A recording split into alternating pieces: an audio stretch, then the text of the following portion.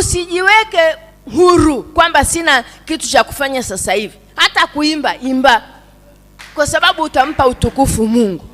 Kwa hiyo Daudi akajikuta anamchukua yule mwanamke wa watu, kumbe kashabeba mimba. Alivyobeba mimba akamwacha. Akamwambia nimeshabeba mimba, sasa afanyeje?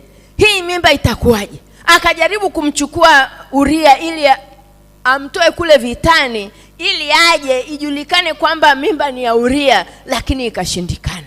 Uria analetwa, anaambiwa, haya nenda nyumbani kwako ukakae na mkeo. Akasema, watu wa Mungu wako vitani, mimi siwezi kwenda kufanya starehe na mke wangu wakati jeshi la Bwana liko vitani.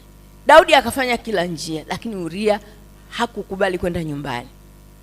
Daudi akafanya mpango, nimpeleke mbele ya jeshi kule. Akatuma ujumbe kwamba mwekeni Uria mahali ambapo mnajua atapigwa afe. Bwana Yesu asifiwe. Ubaya unazaa ubaya.